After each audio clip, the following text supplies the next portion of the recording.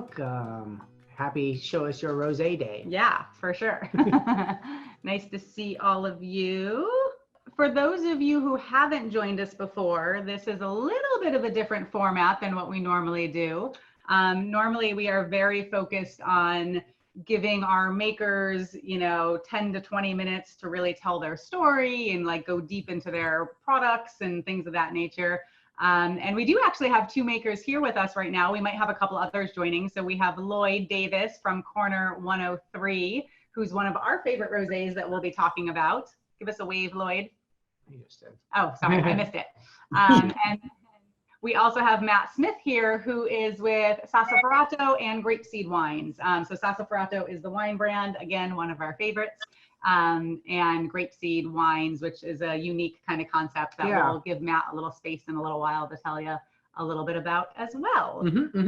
But yeah, but we were really just wanting to kind of honestly, for the past few months, we've been spending a lot of time sharing our favorites with you and introducing you to makers and telling you all about the things we love about certain spirits and certain wines and certain makers. And we thought it would just be fun. Honestly, we're a little sick of talking. We spend a lot of time in front of Zoom between this and corporate events and private birthday parties and all that kind of fun stuff, kind of presenting and sharing with you. And we just thought it would be fun to kind of have a virtual rosé party and crowdsource some of our favorite rosés. We'll certainly tell you some of ours. We have a nice little lineup back here. So obviously we're not going to go deep into all of them. And we'd love to hear what you're stepping on. Exactly. So yeah, so we will, I don't know, do you want to talk a little bit about rosé generally first before and give people a little time to join and everything and just tell the different styles of rosé, and then we can talk maybe a little bit about rosé cider and how that's different as well, since we have a few of those up. Sounds like a great idea. So yeah, rosé is something that if you haven't heard about it yet, it's, you've been living under a rock because it's gone bonkers. And it's funny because when I kind of first started getting into the world of wine back in the mid 2000s, rosé was something that was really only enjoyed and appreciated by other members of like the wine community.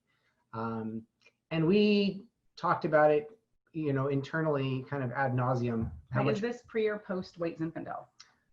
This is definitely post-White Zinfandel. Okay. The trials and tribulations to encourage people to try something that was this color was painstaking. Was that because of White Zinfandel? Primarily, yeah. Yeah. So for those of you who don't know, because actually when I learned this years ago, it was kind of surprising to me. I thought White Zinfandel was something very different than rosé. I thought it was just, and I had a perception in my mind, but come to find out, technically White Zinfandel is like a rosé, is a rosé. Sure. Right? Yeah. It was just branded differently back then and pushed differently and marketed differently and kind of got a little bit of a bad rap over the years. Yeah, and that's, a big part of the reason why I felt like there was this hurdle when talking to consumers about wines that had this blush hue to it, because they had a perception of wines that had this color based on White Zinfandel. Now, in other countries, the availability and the presence and the respect for rosés is much more vast and understood. But here, thanks in no small part to Bob Trincaro's mistake once upon a time, as the story goes, making Zinfandel, and inadvertently someone in the cellar didn't get the memo and pumped off the juice in a tank of red Zinfandel that was fermenting before the color had been fully extracted from the skins of the grapes. And newbie mistake. Yeah, and they found themselves with a few thousand gallons of this pink stuff. And decided, hey, otherwise we're just going to pour it down the drain. Let's bottle it. And instead of Zinfandel, we'll call it White Zinfandel. And it was one of the most, valuable mistakes that the wine industry has really seen. And the most challenging thing for Bob and for Sutterholm was to replicate that mistake so that they could recreate White Zinfandel again the next year, because the demand was not only there, it was enormous. It grew at like, nearly an exponential rate, and came to, take this place in our hearts, if you will, at least an understanding of things that were this color having a certain characteristic, primarily that of sweetness. Because theirs was their first one pretty sweet. Mm-hmm. And why is that? Like, why was it so sweet versus rosés today aren't necessarily? So my understanding, it was, and this is another part of the challenge of recreating it, was there was a stuck fermentation. So it fermented for a while, but then stopped fermenting. And recreating that is really, that's a matter of a whole host of things regarding the type of yeast you're using, the yeast nutrients present in the wine, the temperature that it's fermenting at, etc. And so it's really hard to get that to happen again at the exact same point, so you achieve the same sweetness. And so, various methods and techniques to achieve a similar wine taste profile characteristic were implemented over the years, simply adding sugar and sweetening it, or adding, grape juice that was unfermented. And that became kind of a permanent understanding in a lot of people's minds as far as what pink wine meant and what they were going to get when they, ordered a glass of it.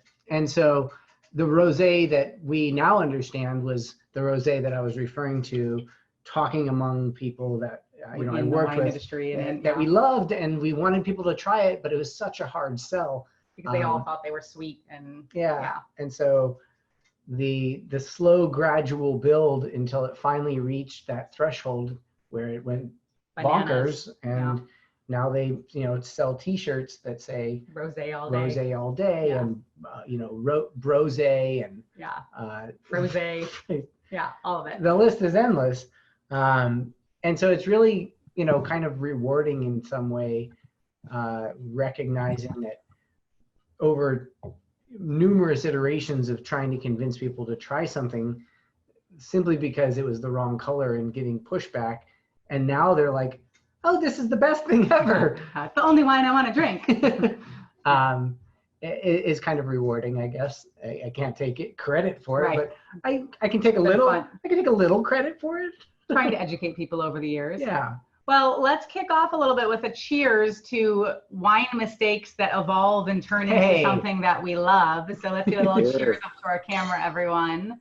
So welcome, welcome. We would love to hear what you guys are sipping on. Because we've got plenty to talk about, but we wanted to do this to learn about what rosés you enjoy too. Yeah, and even if you're not sipping on it currently, if you have some favorite rosés or things that you enjoy, let us know.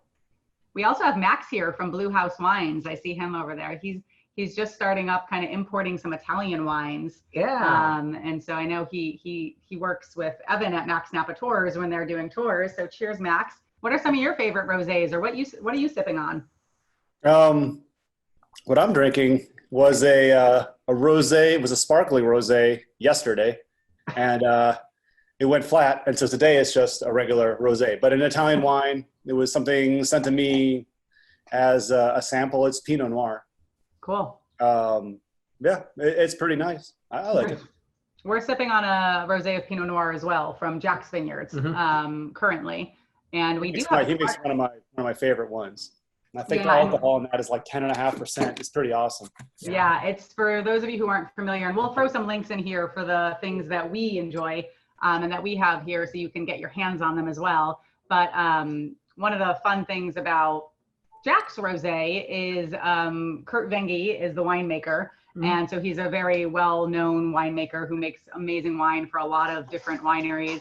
And he knows the family who owns Jack's Vineyards very well. And, this is a bargain rosé wine for a Kurt Vengi wine, to be honest. Like most of Jack's wines are. Yeah, most of Jack's wines are, but this bottle of rosé is $20, and it's a very nice drinking rosé. Whereas sometimes if you get rosés, that are 20 or below, you're rolling the dice a little bit. But this is a very nice, and so this is kind of their Y3 Rosé, and we'll throw the link in there. And I think he's also offering 1 cent shipping with our Crafty Cask code on 6 bottles or more as well. Yeah, I think I feel like we kind of, inadvertently, or at least just with an awareness in the back of our mind that value is also something that we appreciate. I think all these rosés are very good value, reasonably priced, and very good value, coming in. Most of them are in between $20 and $30. And I particularly appreciate that with rosé, to be honest, because while I love rosé and I drink quite a bit of it, I do drink it a little bit faster than other wines, so like if I'm spending $50 to $80 on a bottle of red wine, I'm okay savoring that for an hour or 2 hours, and really smelling and tasting. But with rosé, I am looking for something that's a little crushable, and that, it's hot out usually when I'm drinking it. Yeah. And so, if I don't want to spend $80, $60 on that necessarily. So, Max, is that a new sample? It is, yeah. Cool. Nice. Yeah, so it came, it's actually the only rosé I had in my whole house. I looked through it and I debated. I'm like, well, maybe I'll just take a white wine and pour some red in it and call it a rosé. This is what I have. I don't even have the bottle anymore, honestly. I poured this into a glass and I was like, oh, Evan's thing, I'll save 1 glass for that. So that's really nice. What are some of your other, wine country well, what are some of your other favorite rosés? Porter Creek is probably my favorite one that they make. That I know of. It's my favorite. You can drink it up to 3 years old, so it ages well. It's one of the few rosés that age well and actually get better. Really? I would say that's probably my favorite. I like the one from Hamel too. Totally different style, a fruitier, more neon pink style, I guess, but it's quite good as well. I like rosés to be like onion skin color, almost white wine. Almost very light in color. Color of onion skin. Yeah, it is interesting. If you look behind us, the variation, like this one especially, is very light colored. So I'm excited to. Yeah, I don't have a problem with them being pink. It's more just I want it to be more like a white wine. Yeah. So when I see less extraction, like people make them out of Cabernets, and they're great, but I don't know. Sometimes they get too dark. But whatever. There's speaking of that's an Italian Pinot Nero, the one that you Pinot Nero, yep. Yeah. One of another favorites that we didn't have enough room on the shelf here to put it, but De Fermi makes a really nice Cerasolo di Abruzzo that is, decidedly darker in color, and I find that I tend to agree in terms of what I gravitate towards color-wise with rosés with you, Max.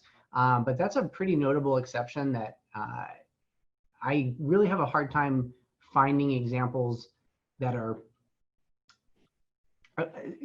good enough to match up to that when you start getting into those darker colored ones.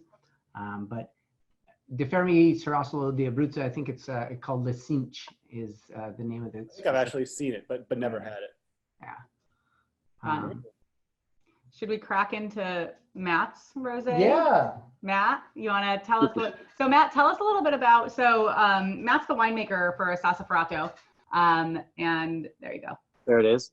And but he's also part owner of Grape Seed Wines, which is a kind of fun concept that we discovered a while back. So do you want to tell us a little bit about your rosé, and then maybe tell us a little bit about the Grape Seed Wine concept? Sure. Yeah. So thanks for having me, and enjoying having rosé with everybody.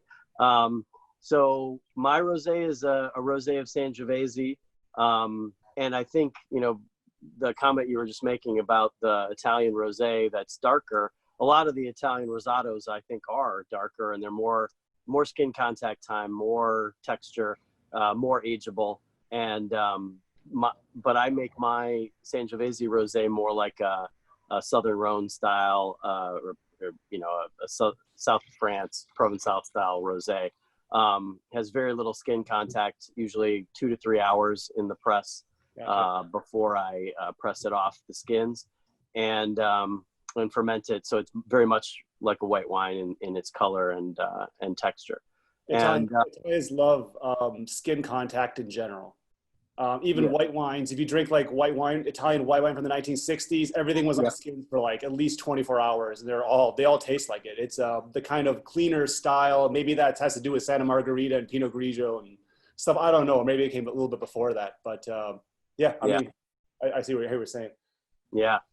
But so, yeah, I've been making this rosé of Sangiovese since 2015. I've made rosé from oodles of different grape varieties, but I think Sangiovese works really well because the natural acidity of the grape just lends itself perfectly to the rosé expression that I'm looking for. And so it's 100% stainless. It is really pretty much just made like those Provençal rosés where they're just got all kinds of melon and passion fruit and those kind of characters, and a bit of citrus as well, blood orange, and just something that is super refreshing and, like Suzanne said, crushable. I have often I run case specials for my club members, and people are always like, oh, well, I don't know if I could get through a whole case. And then like the next week they're back like, yeah, I think I need another case. I'm like, I told you. Rosé is definitely one of the dangerous. Yeah. I mean, because, we know so many winemakers, we like to try different wines. So we very rarely buy wine in bulk, but rosé is one of the things that when we find a rosé we're like, we'll take a case of that because it's just easy drinking. It's like while you're cooking, like when friends come over, most people like rosé. So it's something to drink in the park or on the beach. There's lots of opportunities to drink some rosé. Yeah. Matt, this rosé has in addition to those lovely bright kind of melon and citrus characteristics and some red berry fruit, it has kind of almost like a little bit of like a saline note to it that's really pretty compelling. I feel like you don't often find anything that gravitates into like the savory characteristics of wine in rosés, and quite compelling. I was almost going to say I was getting a little spiciness from it, like just a little like lively like spiciness from it too. Cool. And just to be sure, you have is that the 19 vintage that you have open? Correct. Yeah. Yep. Okay. That one, and it's pretty high in acidity. It's first time I worked with this vineyard. It was a new vineyard for me, and was shocked to come out at the end of fermentation and have it be nearly 7 grams per liter and pH of 3.08 or something, and 12.5 alcohol, just exactly where I wanted it to be. And it's a little bit higher in acidity than I think a lot of consumers are looking for, but this is the style of rosé that I like.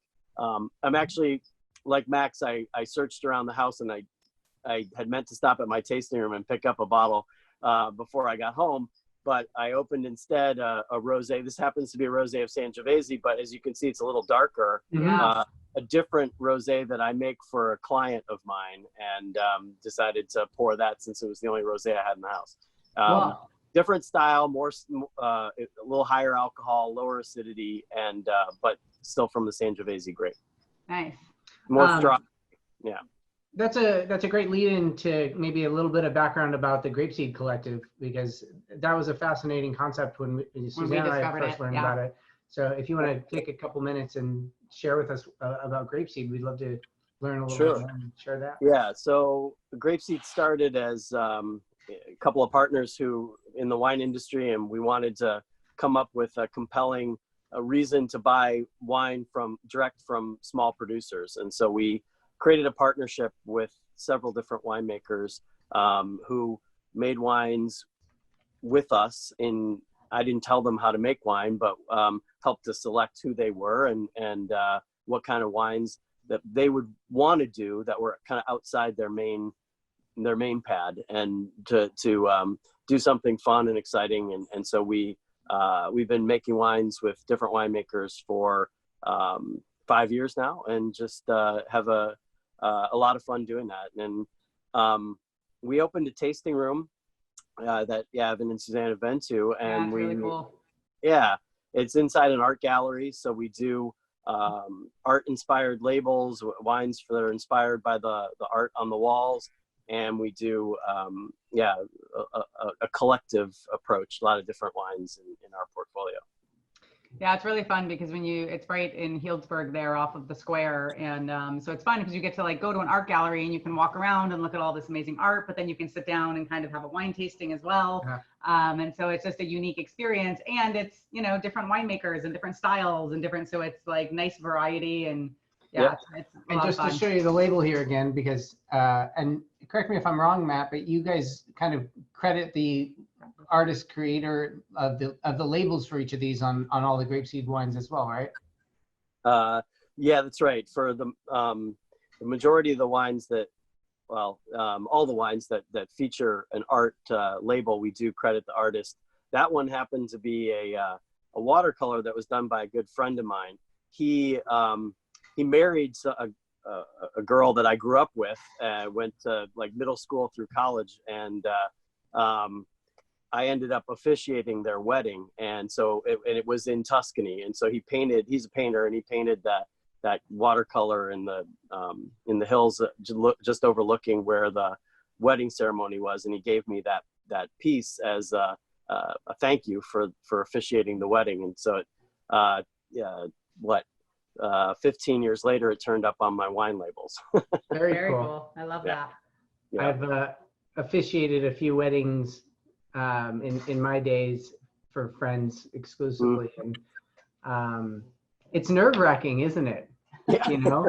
Right. Like doing it for someone that you don't know would probably be, anxiety inducing enough, but like, this is your close friend. You don't want to ruin their big day by like messing up somehow. Right. Exactly. Well, it was fun, and it's a good memory. Every time I have that bottle, I've got the painting right there.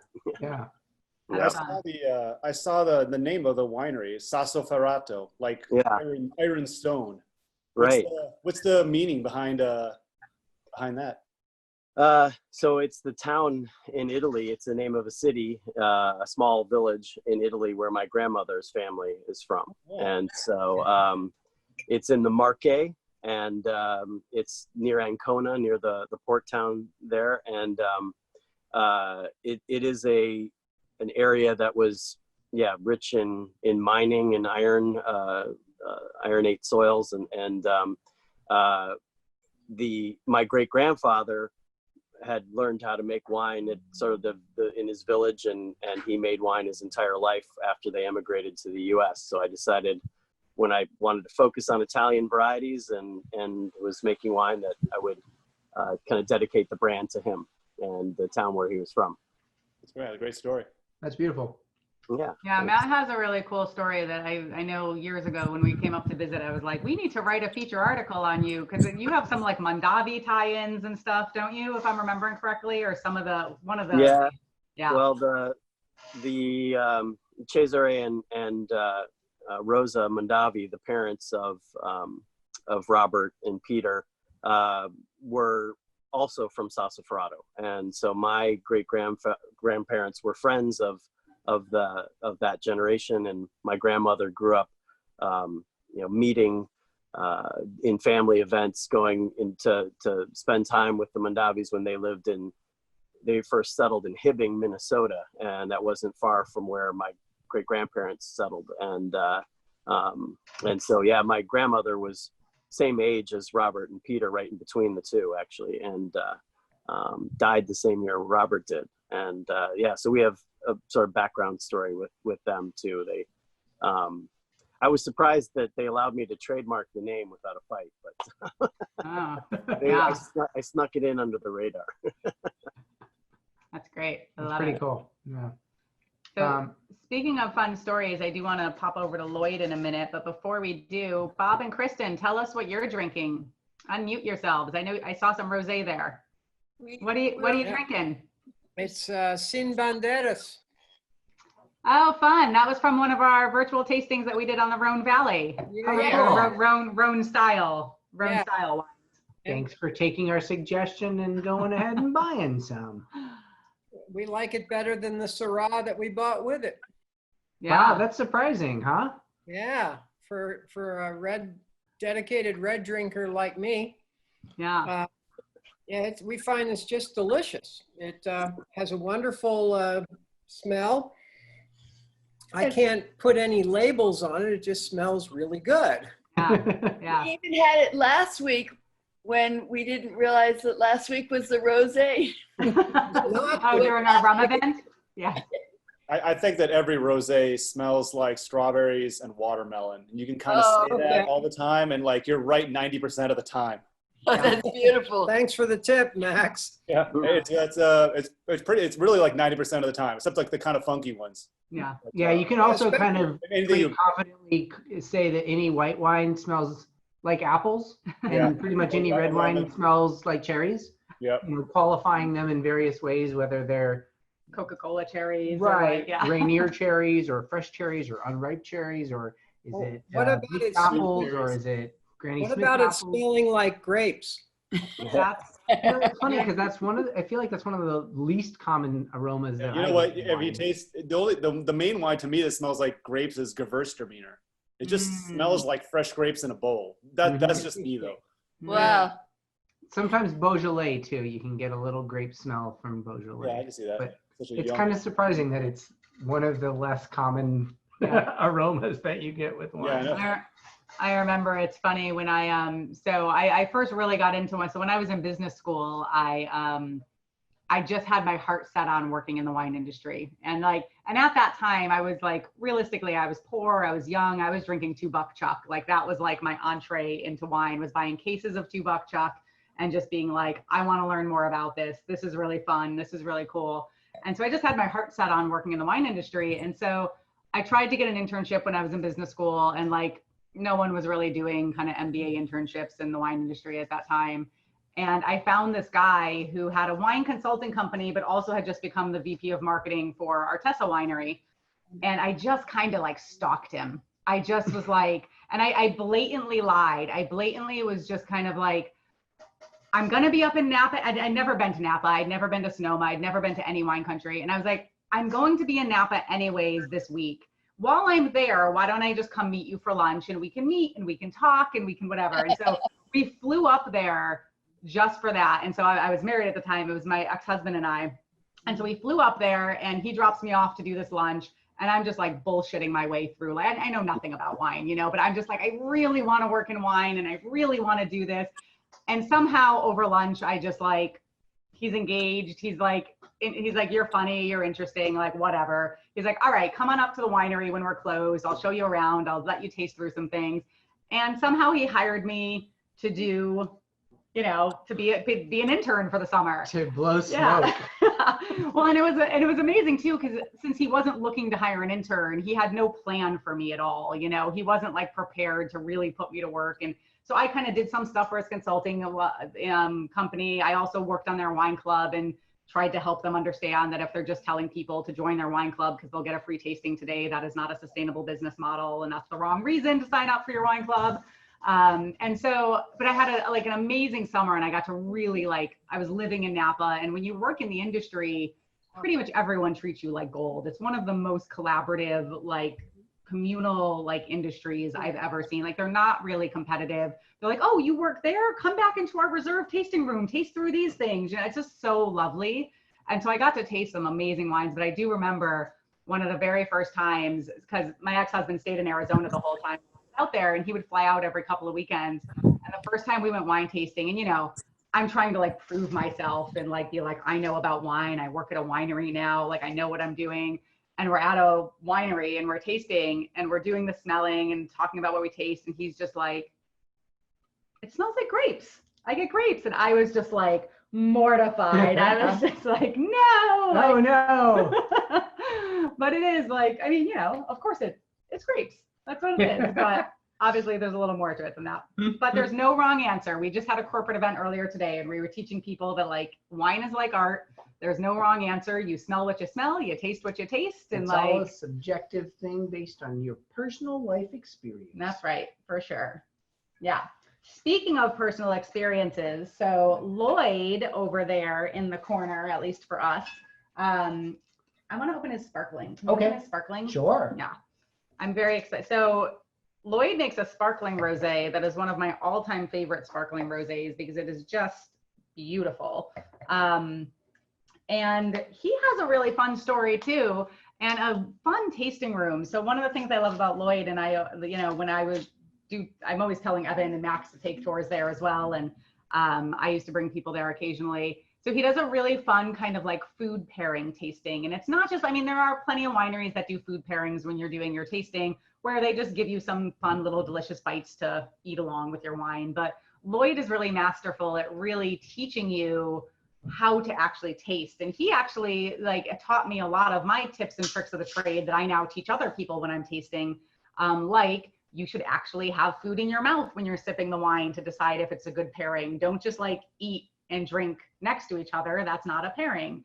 And he also does a lot of masterful things where it's like kind of building a bite in components. So you'll taste, you know, back in the day, he would do hummus and you would just taste the hummus with the wine. And then you would squeeze a little lemon on the hummus and then taste the hummus with the lemon with the wine. And it gets to really show you how, like, if you increase acid, if you increase salt, if you increase sweetness on that same thing, how it can really play differently with the wines. And it's just such a fun experience. And it's a tasting room right in Sonoma Square. And so it's just, I always tell people if they don't really know a lot about wine, it's a really good place to kind of start because Lloyd takes a lot of time and puts a lot of energy into his tasting. So it's definitely not one of those experiences where you're up at the tasting bar and they kind of talk to you, but they're trying to get to the next person. Like you are there focused the whole time you're there. And so kudos to you, yeah. Lloyd. That was a really masterfully done tasting experience.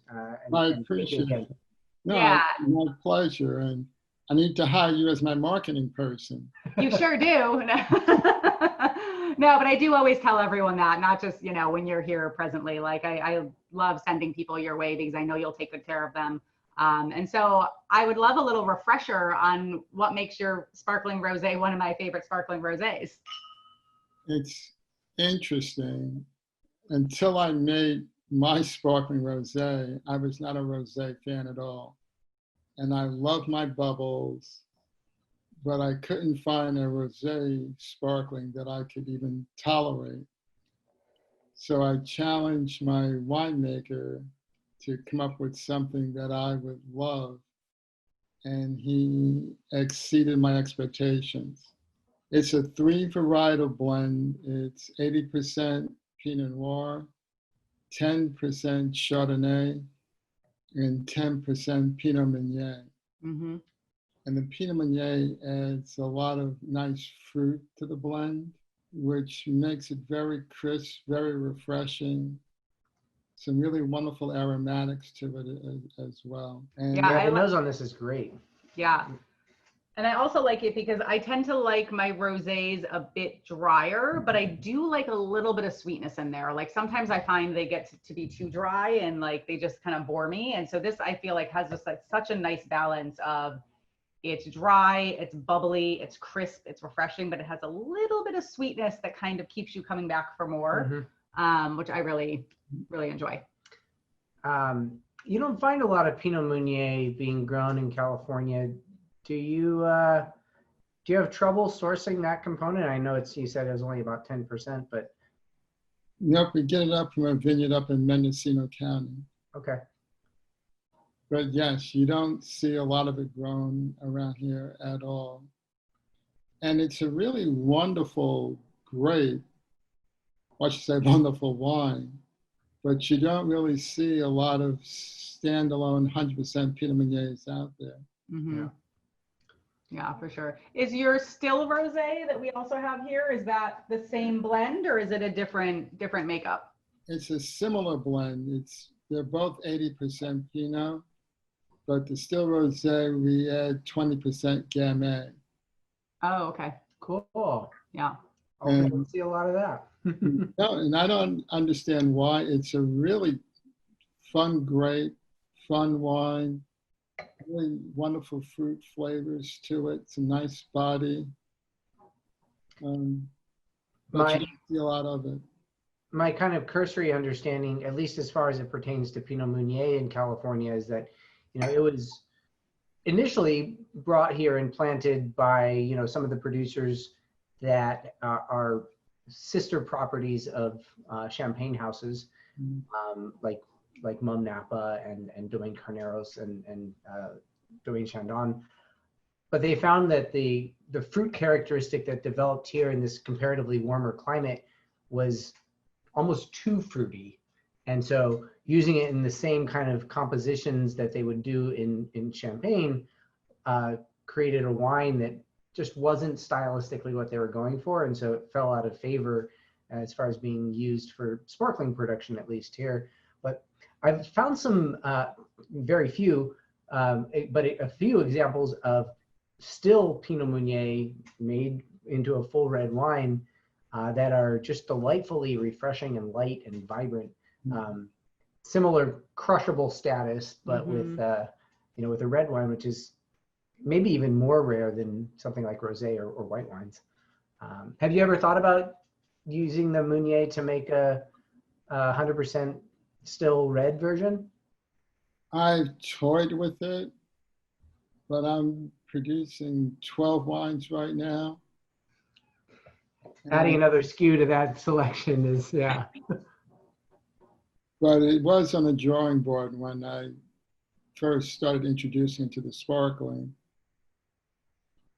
But Yeah, Lloyd has a great variety of wines, and that's what's kind of fun too when you do tastings. There is he kind of takes you through some of the different AVAs and the different areas of Sonoma and the kind of surrounding areas for where he's sourcing things, and so you kind of get to learn a little bit about the geography of the area as well as your tasting.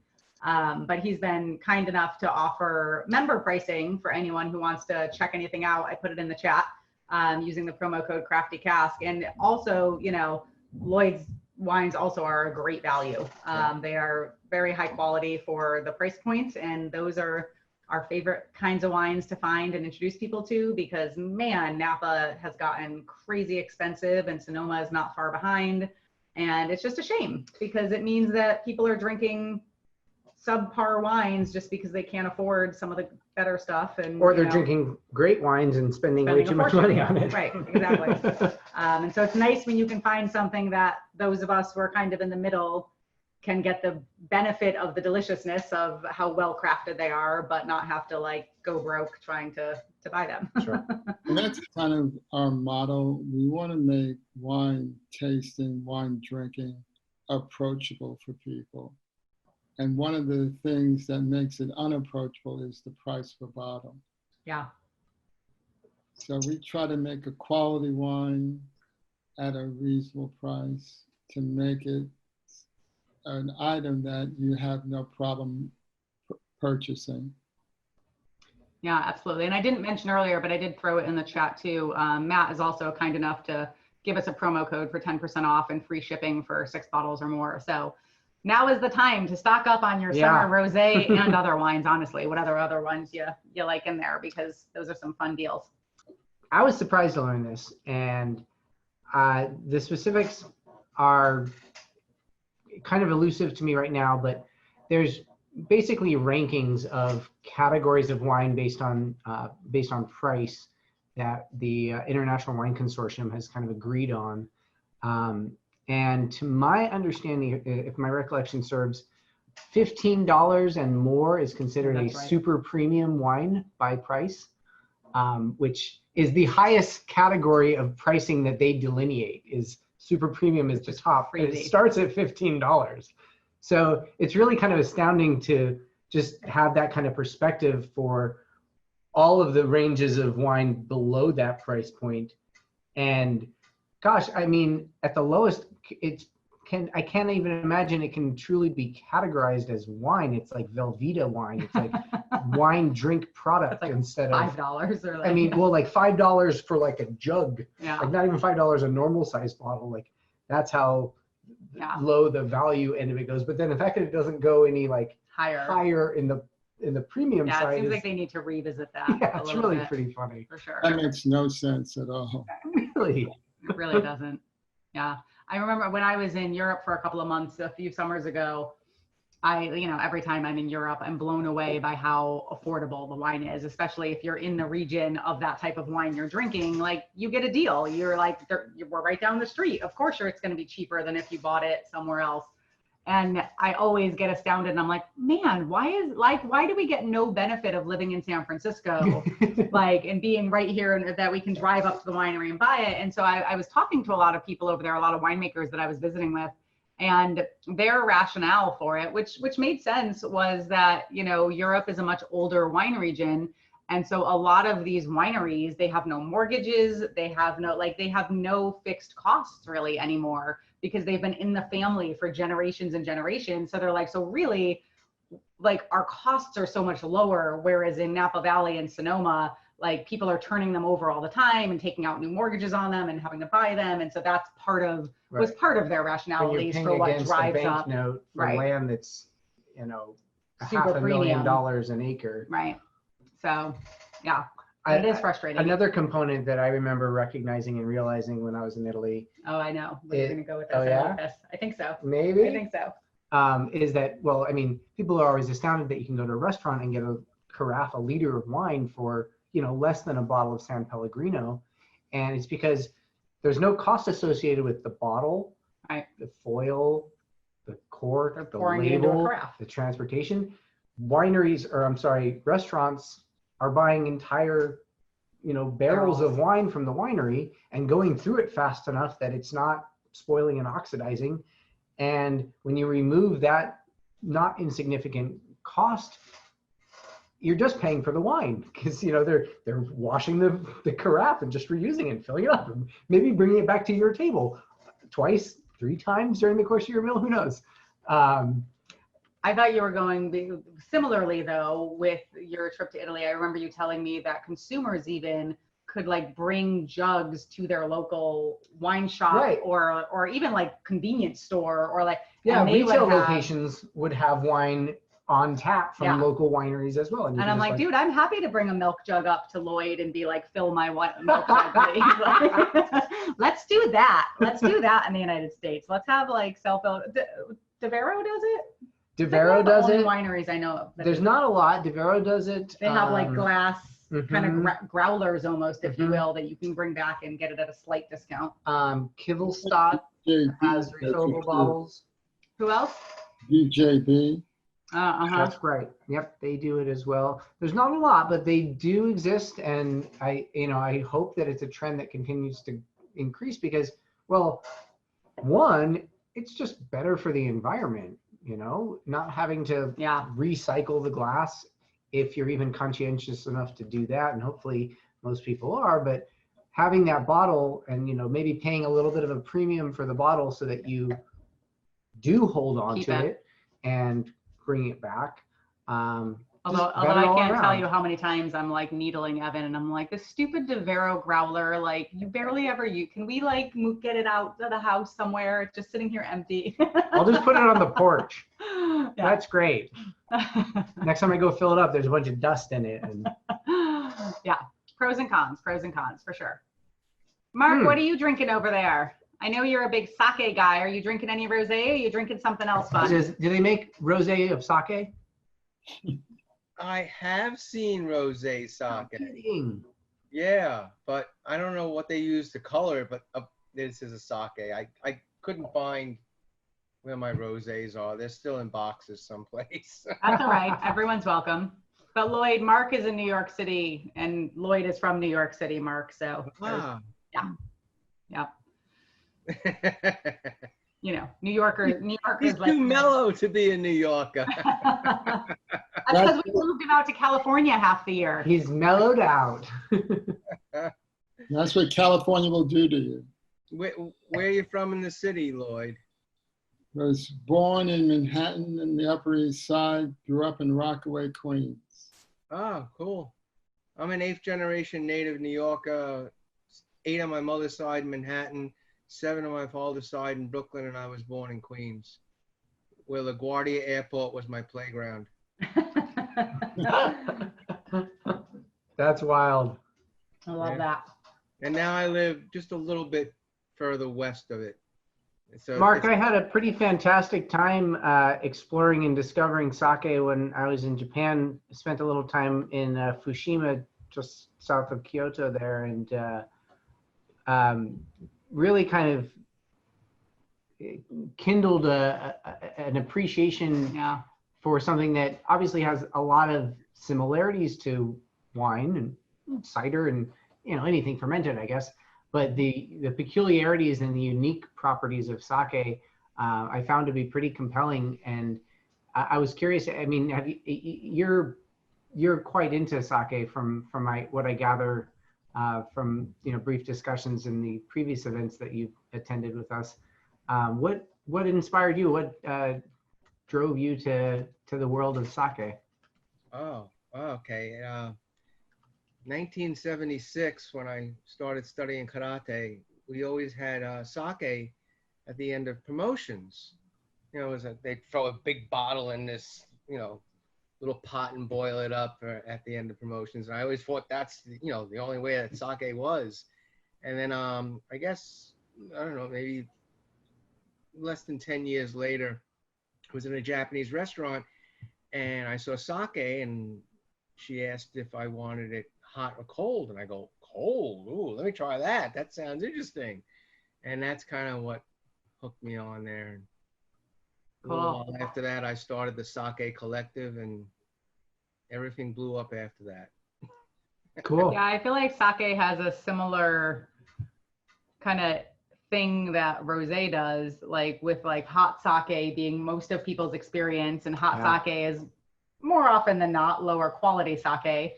And then, the white Zinfandel with the added sugar and like all that crap going on, then people thinking that that's Rosé, like it is. It's like there's this barrier you have to get over where you have to re-educate people. Like it's much easier just to educate people, but when you have to like re-educate them and break them from these like myths and old tapes Notions, and bad habits, and it makes it a little harder for sure.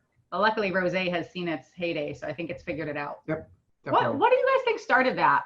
Lloyd and Matt and Max, so like what do you think made Rosé like go? When like, did it crazy? turn the corner? How did it pivot? I think it started to pivot about 5 years ago. Yeah. And I don't know this for sure, but I'm thinking some celebrity had a party who had a huge Twitter following. Everybody Probably. ran out and purchased it. It's the way all trends begin nowadays, huh? I do kind of wonder if the hashtag Rosé all day had something to do with it. Like, Sure is catchy enough. I do feel like that Rosé all day thing was so catchy that people just like glommed onto it. Yeah. I think Rosé was around before Twitter. Yeah, sure. It Yeah. was. It definitely was around and big. Yeah. Sure. It definitely was, but it wasn't super popular. It was like not, it wasn't like a hot drink. And the instances of rosés that weren't sweet before Twitter were few and far between. Mm-hmm. Yeah. Well, At least I think- domestically produced. Sideways. Sideways didn't even include I don't think so. Rosé. They didn't even mention Rosé in the film. No. I don't think so. No. I think Pinot Noir, I 2003, I think. Yeah, Pinot Noir in the car. Yeah. I remember people. All about Merlot and Pinot. Merlot. Merlot. I'm not going in there if anyone is drinking Merlot. That's right. Right. Yeah. That's supposed to be Well, I think, people have been waiting for Rosé to come back. Anybody who's had experience living in Europe and drinking Rosé was like, oh, I like Rosé, but we don't have a tradition of Rosé in this country, except for the white Zinfandel or whatever else that is similar to that. And so 15 years ago, winemakers were saying, oh, Rosé is coming back. It's going to be the next big thing. And it took at least 10. And I think Lloyd's right. One of the things that really pushed Rosé into the mainstream was the folks behind Whispering Angel, who spent just gobs of money on advertising and throwing big parties on Long Island and making it a celebrity thing. And then all of a sudden, bam, it takes off. Yeah. Yeah, that's a good point as far as like the culmination of Lloyd's Yeah, who the celebrity was, recollection. kind of like, Whispering Angel really did like kick it into the mainstream and into the face of most people in the Instagram, Twitter sphere. Yeah. You think it hit on the East Coast before the West Coast? Yeah. Oh, okay, cool, man. Yeah, Interesting. I do too. I mean, I think that obviously like New York, or I mean, San Francisco and Los Angeles probably adopted it Faster. pretty quickly, Yeah. but then the rest of the West Coast was probably considerably slower along that adoption. I still have people who come into the taste room who say, oh, I don't really like rosé. Mhm. And then they're like, oh, well, this is really good, but I like this, but I didn't know what rosé was. Or, yeah. Matt, where are you producing? So I live in Healdsburg, and so I make my wines right here in Healdsburg. The fruit that I use for that rosé of Sangiovese is grown in Mendocino County. Mhm. Are you guys concerned that rosé is like at risk of like jumping the shark because of all the like Instagram selfies and rosé all day, that it's almost like going too far, that people are starting to feel like it's like too cliche to drink rosé? Haha, rhymed. I Do think you guys worry about that, or do you see that at all? I think rosés, as long as they're made the way that people are making them today, are going to be here for a long time. Yeah. Yeah, but I think it did jump the shark. So after that whole Whispering Angel, explosion, a few years ago, it might have been 4 or 5 years ago, they actually ran out of rosé on Long Island, and they could not find any rosé, and it gave rise to blush wines that were like, I can't even remember the brand. It was just like, it was something cliche and terrible, like a sweet red white blush mix that just started coming in to fill the void. And I guess that's what always happens, right? Anytime anything gets so crazy popular that people do come in with just absolute crap. And but Lloyd's right, as long as people are making them the way rosés should be made, it's going to stay around. So is Long Island considered the litmus test of wine for the East Coast, or? I don't know about that, but it was the epicenter of the rosé boom, I think. It's the epicenter for anything that's going to be trendy or faddy. Especially probably like summery, trendy. Yeah. Yeah. Speaking of how it's made, how do you guys make these rosés? Are you using the Saunier method? Are you kind of picking your grapes for the rosé? What's your approach for your rosés? I pick the grapes like I'm making a regular Pinot Noir, and I just gently press the grapes and extract the juice, and the color is what comes from that. I don't reintroduce the juice to the skins. Okay. And I'm, I guess the opposite. I pick for rosé. I usually pick at a potential alcohol of somewhere between 12 and 13. And I'm not looking for the ripeness that I would associate with how I would pick Sangiovese for red.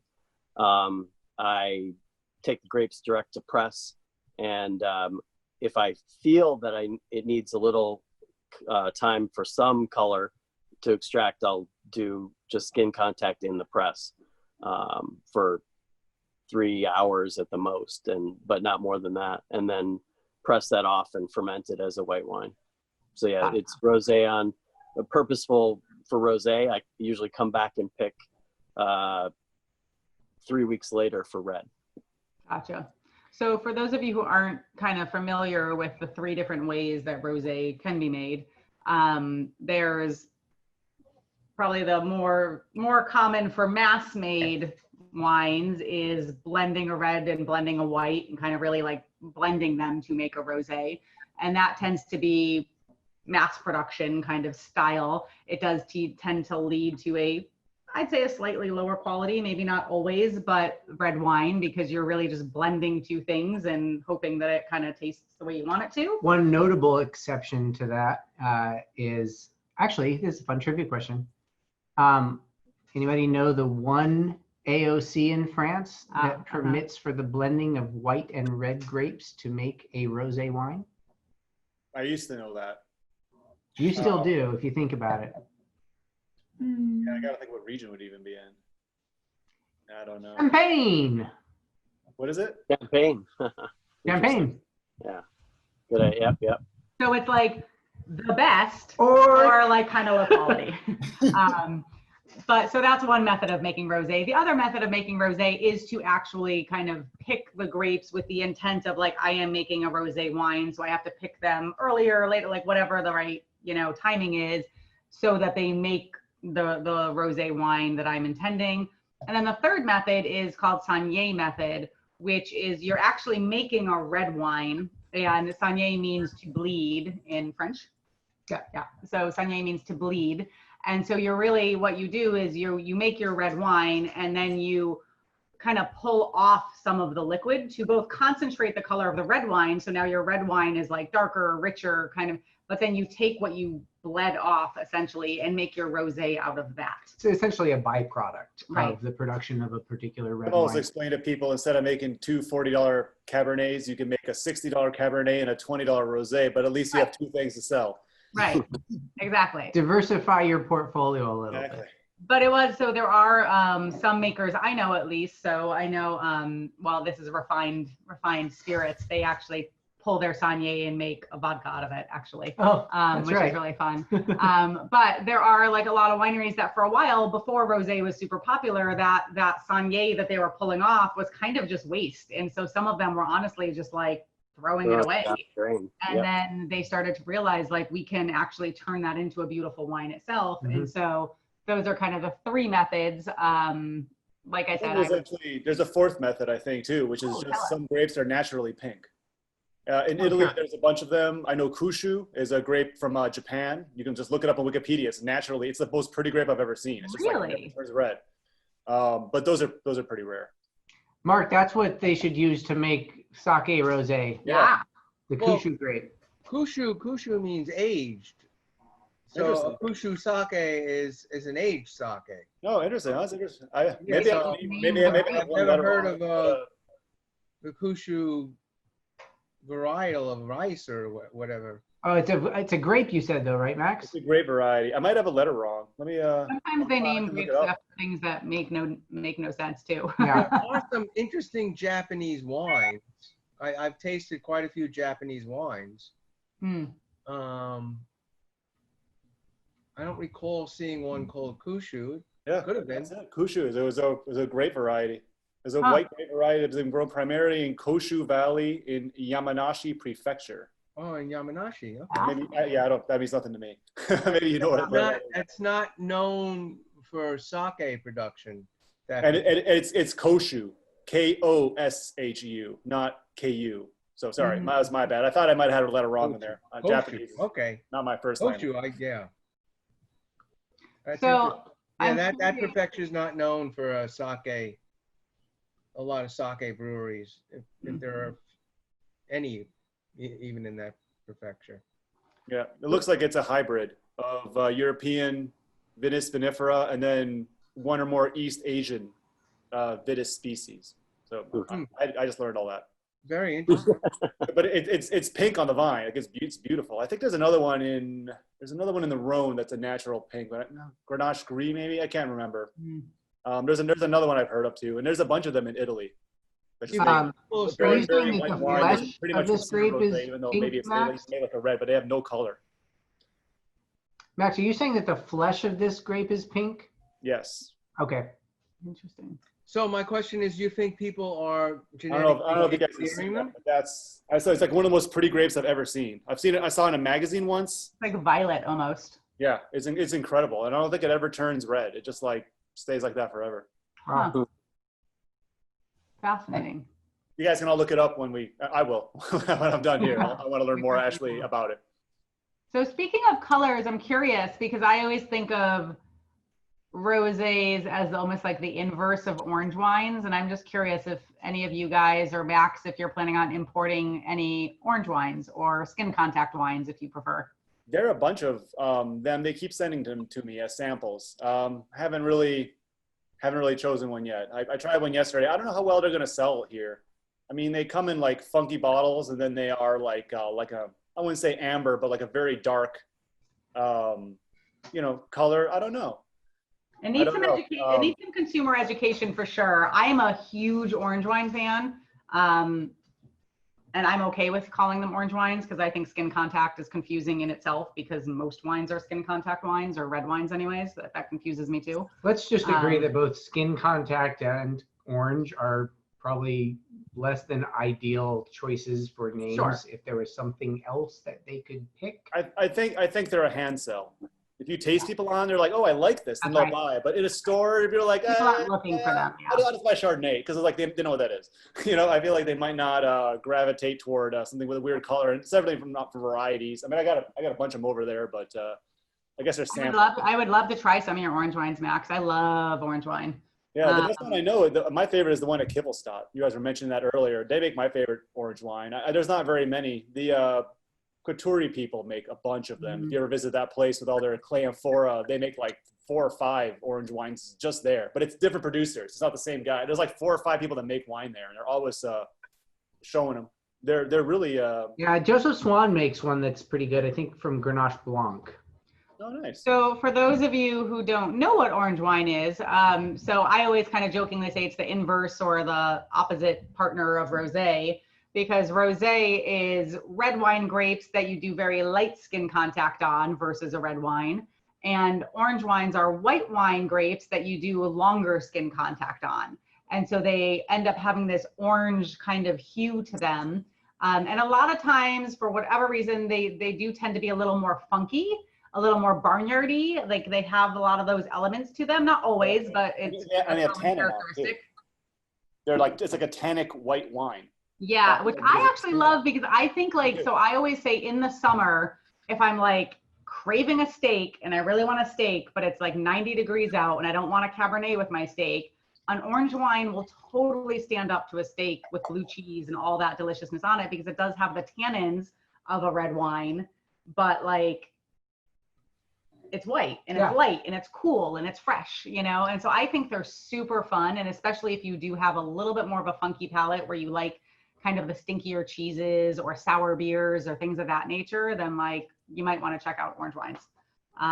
The Italian orange wines, going back to what I was saying earlier, a lot of them tend to be oxidized. I just poured this one, totally oxidized. I don't know if you know what to expect, it's fine. Right. Well, and if you're not a big Concord or Madeira fan, I pick it up. It's not a very fresh smelling, or it smells like cantaloupe, really. Now that I think about it. And I do think because a lot of orange wines fall under the natural wine umbrella, they tend to. There are plenty of producers who are making natural wine beautifully and really still paying attention to the craft and really like paying attention to like making it beautifully. There's a lot of people who slap natural wine on their label and are just lazy. And then they're just like shit wines, and they kind of give orange wines a bad name, I think, because it's hard for the average consumer to differentiate between this is a flaw versus like this is just what orange wine is, Yeah. And so I think that's a challenge they have to overcome. There was a question, Bob and Kristen were curious what some decent orange wines were or are, and Suzanne is a much bigger fan of orange wine I'm gonna find you than one I right am. now. So I'm going to belay that. I'll say that in Italy, the best ones are from like Alto Adige, the Dolomites, that north central part of Italy. I know Gravner is a great Gravner's great. I love Gravner. Super famous one. There's like 10 other ones around there. I don't remember the names. They're kind of German names because that part of Italy is kind of, they're called South Tyrol. They don't actually want to be Italian. So there's a lot of German. If you go up there, everyone speaks German because you're right on the border of like Switzerland, Austria, going up there. But it's, the cultures kind of melt. If you go to the Austrian side, a lot of people speak Italian. So it's, I don't know. It's just kind of where, Italy has autonomous regions, and that's one of them, where kind of the cultures blend. I don't know if it has anything to do with the Germans, why all the orange wines are made there, or maybe just the varietals up there tend to do it, or I don't know if there's how long the tradition is, but I think they've been doing it for quite a while up there, as far as I know. I think so.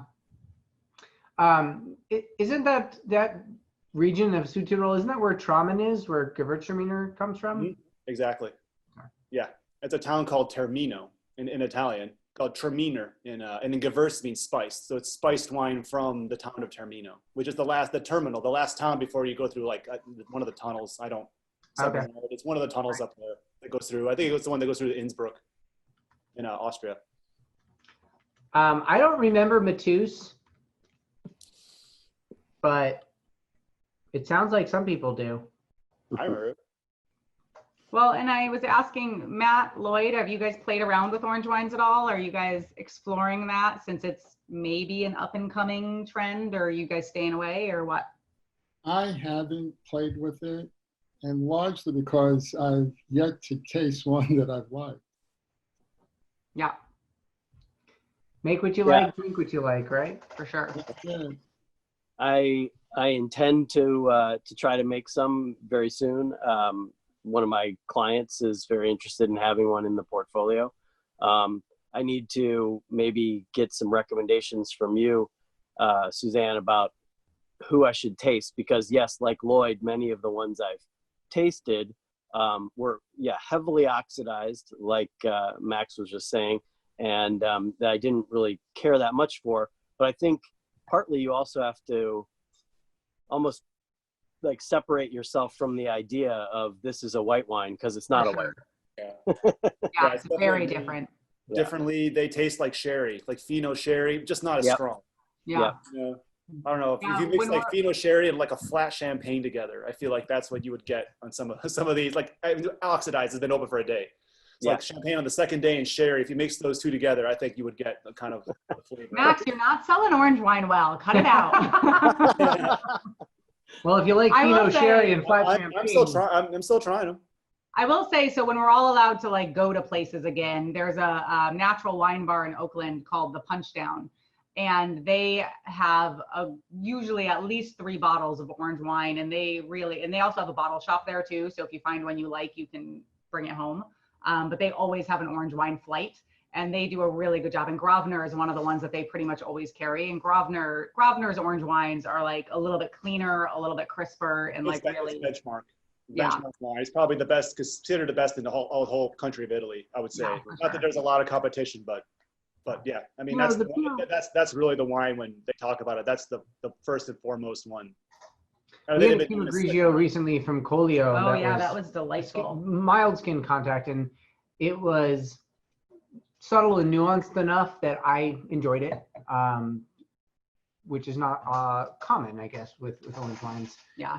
So I do feel like the availability, because of the fact that there's been people doing it that way, you know, as you were saying, Max, for generations, that are maybe a little bit easier to find than producers here in the United States, where it's a trend that they're figuring out still. So the way Good I luck, look Matt. at it, most of the Italian wines were made with skin contact until probably the early 60s. Right. So really that was almost a lot of Italian wines. And the kind of cleaner, you know, don't let it see air at all kind of a, you know, method, you know, is a reaction to the market, really, what people wanted to buy. And, you know, these wines maybe from New Zealand or, you know, I don't know, you know, in the 80s, I think pushed them to kind of make cleaner stuff. Maybe, you know, Santa Margherita, you know, kind of a very clean wine. I'll just say that. You know, I think that's kind of, I don't know what pushed them kind of away from it. And they're very good at making clean wines too. But Yeah. just, yeah, you know, the old school producers still make the more oxidized stuff. Like the old generation, the guys who are like 70 years old, they still make it because that's Yeah. what they made. Yeah, for sure.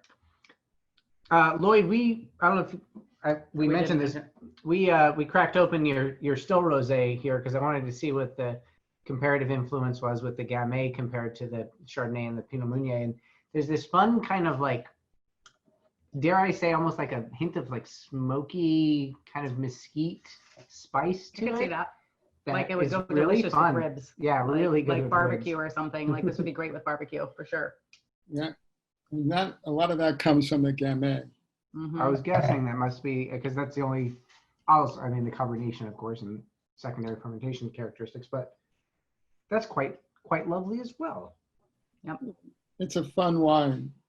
It's a fun wine to make and really enjoyable to drink, especially on a nice hot day. You want something crisp and refreshing. For sure. Goes down really well.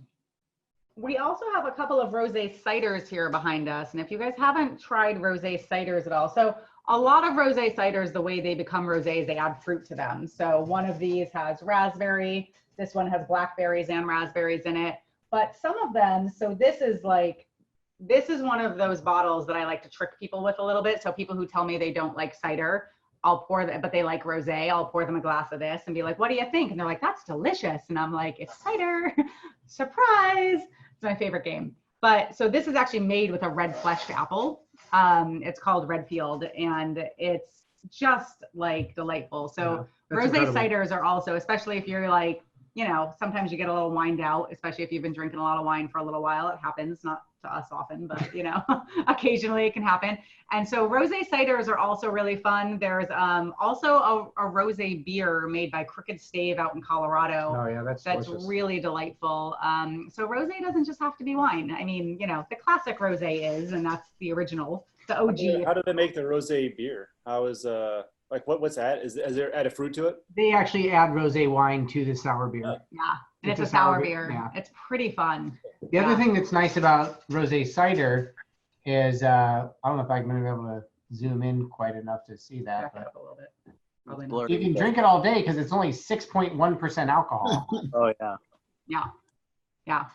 But yeah, those are pretty fun too. And I love saving them up. And these raspberries, so the Ethic one is local. It's actually from Sebastopol. So Ethic Ciders makes some beautiful ciders. Actually, you guys, if you haven't gotten into cider very much, Ethic is a good place to start for winemakers, I think, because they make one called Gravitude. That's all Gravenstein apples. And it drinks like a champagne. Like it's just bone dry and like just drinks just like, and it definitely has like yeasty characteristics to it, which is a really kind of uncommon thing to find, I feel like, in ciders. Yeah, it definitely substitutes for like a lower ABV kind of bubbly for us when we want to do that. What's the name again? Ethic. Ethic, okay. Yeah, they're right in Sebastopol. They do online shipping. I know Ned very well. He's amazing. And so he does also the raspberry, blackberry, scarlet, and that's a fun rosé as well. And it's fun because a lot of the rosé ciders tend to be, because they're using raspberries and blackberries usually, they tend to be very tart and kind of like and have a lot of the same, you know, aromatic profile characteristics of rosé wine, which often, you know, similarly show off raspberry, tart, wild strawberry, cranberry, that kind of stuff. Yeah, the cider revolution is one of my favorite stories to tell. It's just like, it's not all Jolly Ranchers and artificial sweetened crap anymore. It's like there's some really fun, good stuff out there. There's hopped ciders, there's barrel-aged ciders, there's really fun stuff out there that even the most snobby wine drinker can enjoy. I have to say, so Evan and I did the whole 30 in like February or something. Don't tell them this. I have to. And so, you know, when you do the whole 30, you take a whole month off of like anything fun eating wise, but also alcohol. And so we took a month off of drinking. And the first thing Evan opened was a cider. And he's a sommelier and does wine tours. And I was like, yes, I won you over, cider. So, yes. I have to return my wine card now. Oh, no. For sure. For shame. For shame. Oh, yeah, let's talk about Belong for a minute before we wind down. So Belong Wine Company, this is a new brand. This is their second vintage. Yeah. And this is the first rosé they've made. The first vintage was just Mourvedre, and this year they're doing a Mourvedre and the rosé. The rosé is primarily Mourvedre with a little Cinsault and Grenache. If you're familiar with Whetstone Wine Cellars, one of the co-owners of Belong works at Whetstone. And then her husband is the winemaker at T-Vine. So if you're familiar with T-Vine, that's their connection to the rest of the wine industry, which in the wine industry is always, you know, a tangled skein. Yeah, but it was kind of sad because they were gonna, you know, I guess they do a release party in their backyard and have a barbecue. They're trying to, you know, grow their brand and build their brand, and then COVID happened. So we were like, sorry, we can't come to your barbecue, but we'll still take the wine, please. So we actually haven't tried this yet. That's right. Yeah, but we've tried their other wine. Yeah. And the Mourvedre is surprisingly super light. But look at Or- the color of this. Yeah, I guess they're going for light. Like, look at that color. There's like Yeah. almost no color Fully on that. translucent. Mhm. All right. Evan, what's that device there? That looks really interesting. That's your wino's best friend. So this is the first wine device or wine gift or wine gadget to come out in years that's worth its muster.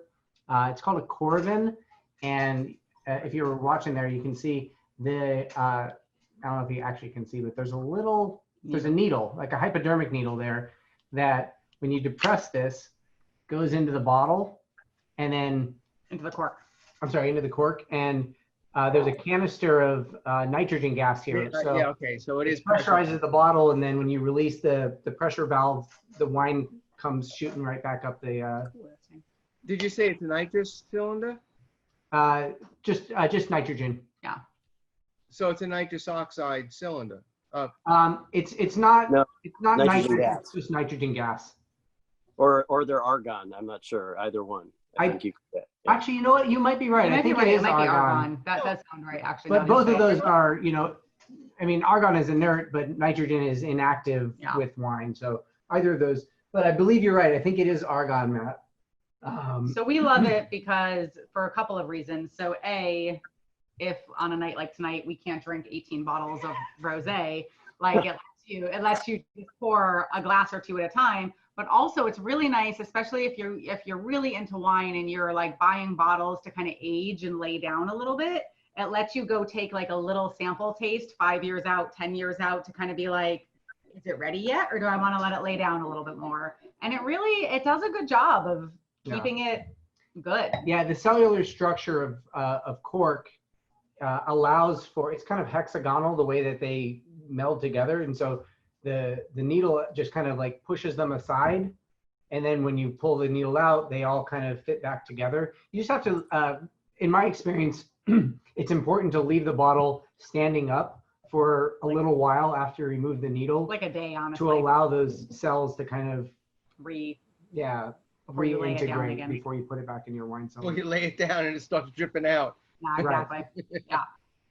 Yeah, but Evan has gotten lots and lots of wine gifts and wine gadgets over the years. And I have to say, I actually got this gift or like right around when we moved in together, and we use it a few times a week at least. Mhm. So yeah, this is like a rosé light, which is kind of nice. Like, especially if you are doing a rosé all day situation and you need to like back it down a little bit. It's a very like fresh, light, almost like jasmine-y kind of like flavor and like profile.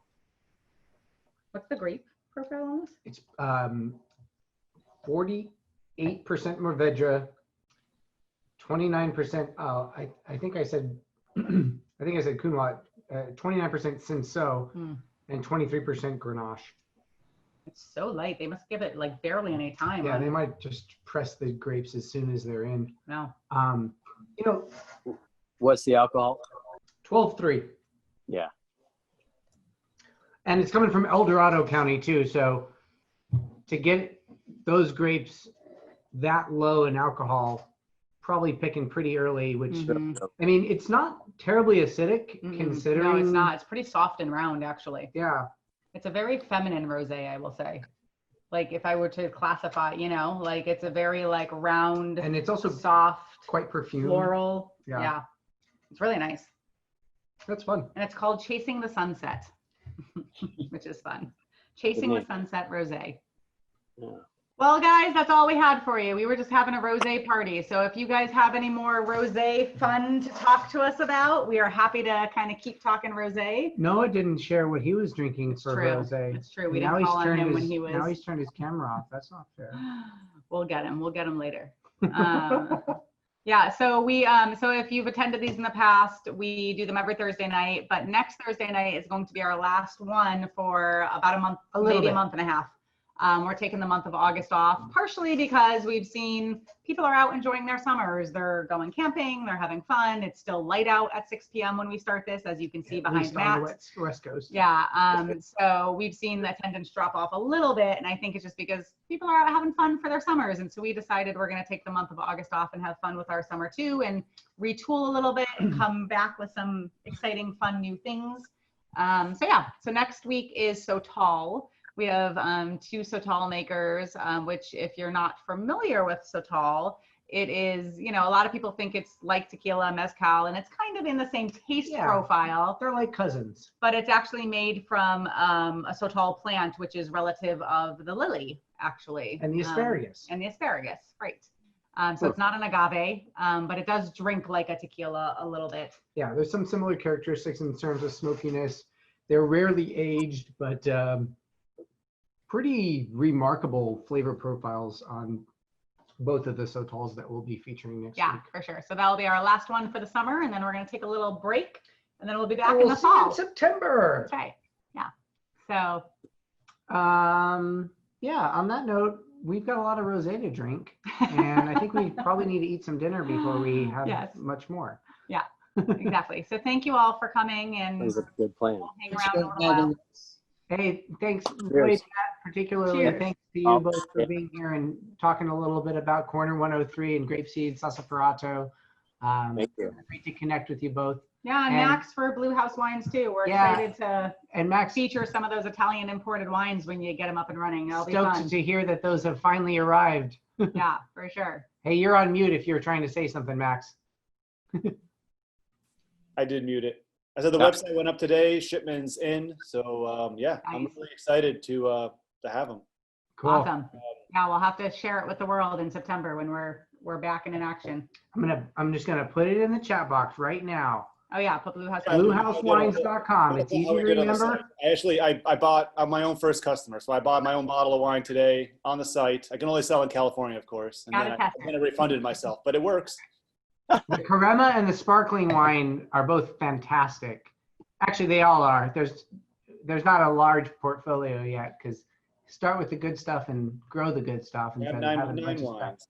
But they're pretty interesting things, unique varieties. You know, it's a Pré Blanc, which is the highest elevation grape in, like, I think in the world. It grows 1,000 feet over everything else.